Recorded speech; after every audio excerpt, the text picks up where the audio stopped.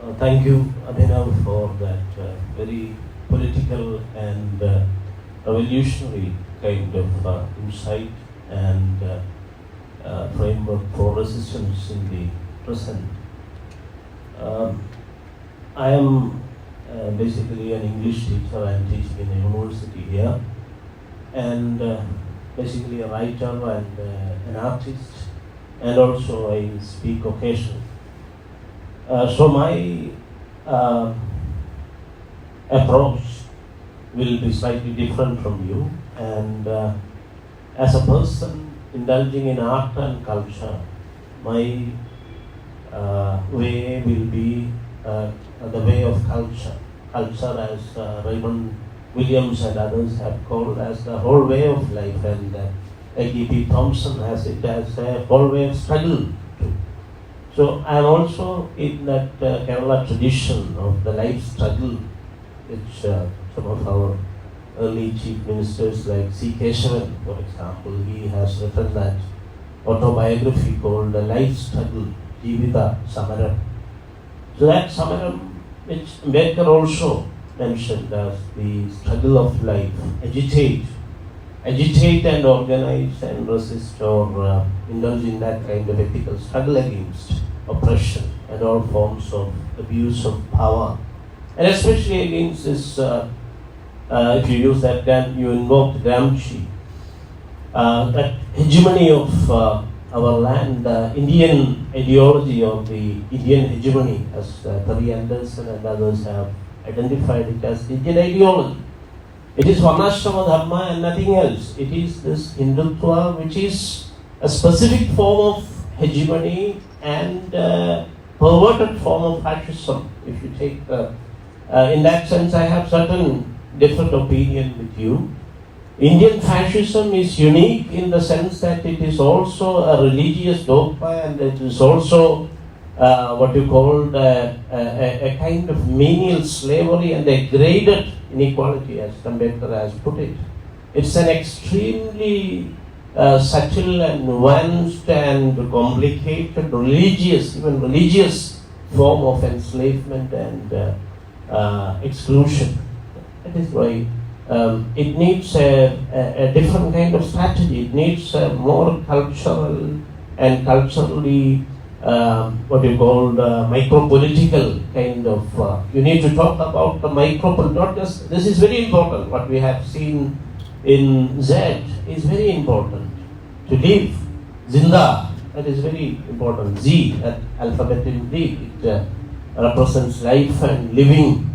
That is very important. The class struggle is important, but at the same time, in fighting Indian fascism or Brahmanism or Varnashrama Dharma, we need to be aware of its micro-political manifestation, its embodiment in society through gender and caste hierarchy. So you need to address the reality of India, which is not just class, but it is caste also, gender also, sexuality. It controls the sexuality of women and subordinates.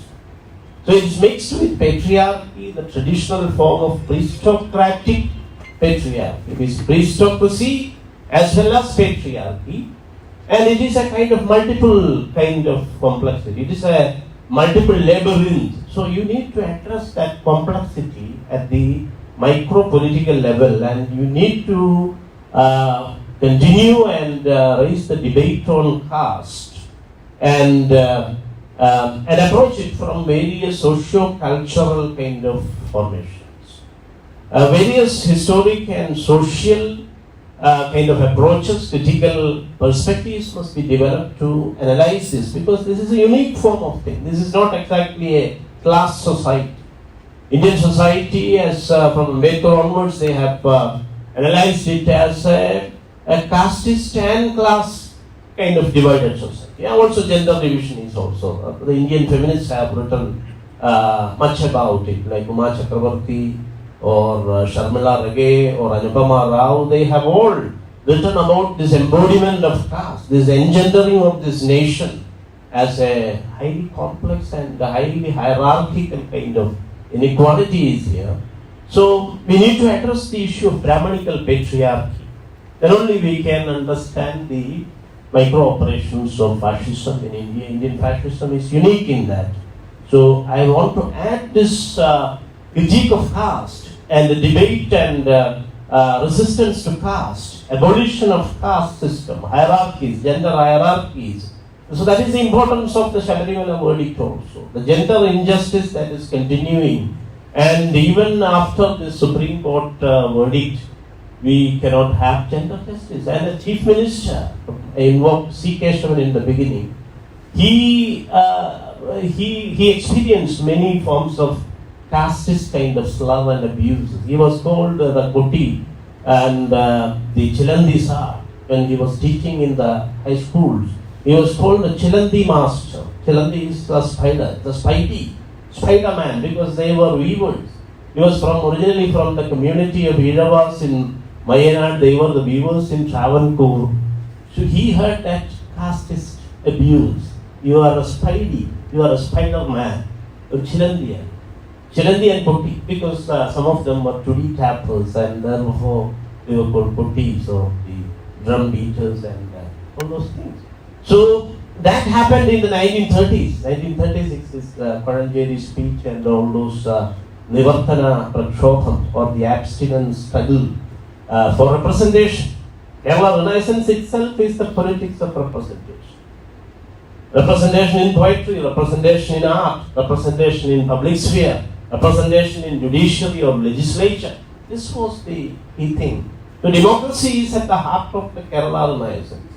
It is there in the heart of the Indian democratic revolution led by Phule or Savitribai or Narayana Guru or Ambedkar. It is there, or Ayodhya Asa. But unfortunately, that just politics of democracy, of representation, that is lost. That happened when this economic reservation was implemented in Kerala. It happened in Kerala through the left. Because the Indian constitution, with some of the advocates are now talking about constitution, but there is no point, as Abhinav himself has invoked. Once it is abrogated, as Ambedkar himself has stated, it becomes this petty bourgeois kind of a document. And he said, I would be the first person to burn this if this is being tampered and abrogated, and the ethics code, the constitutional ethics is being removed. It becomes a bourgeois kind of document. It becomes a communal document, and it becomes a document of annihilation of the other. So this was done in Kerala through the left.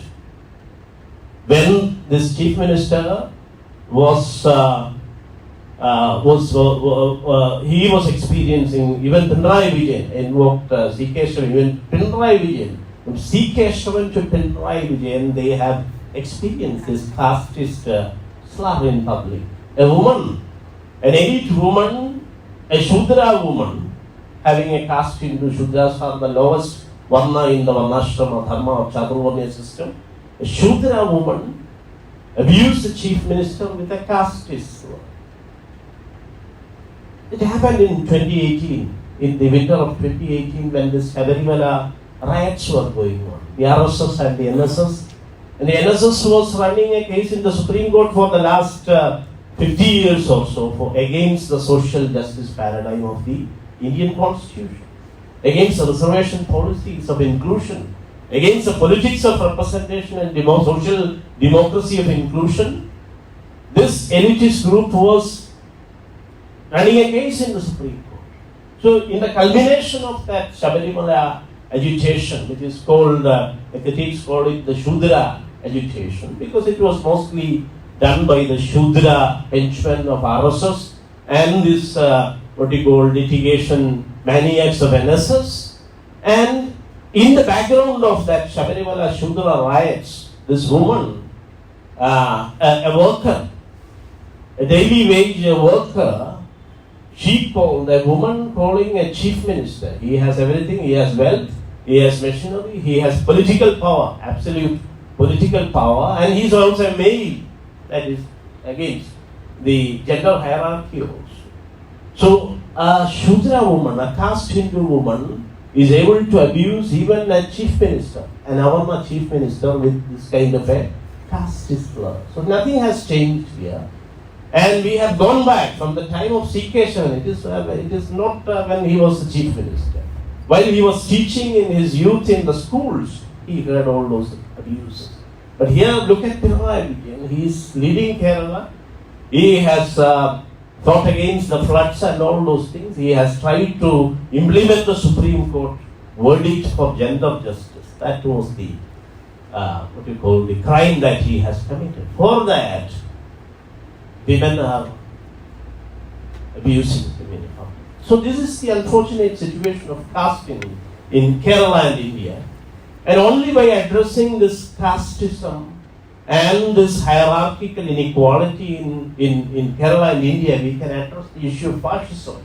So we need to talk about caste and gender also in the struggle against fascism and the struggle against the Indian fascism in particular and the Indian hegemony or the Varnashrama Dharma Hindutva project in general. So perhaps with this humble introductory submissions, I would leave it to the floor, and I am very eager to listen to your own your perspectives and questions or additions or comments, etc. I am thankful to the organizers for this, and I salute and appreciate the kind of good effort, the timely kind of awareness shown by the Metro Film Society in organizing this kind of screenings and discussions here. Thank you very much.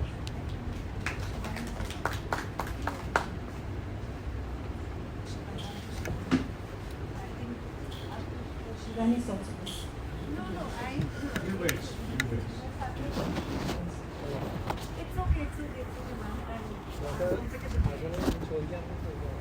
ma'am.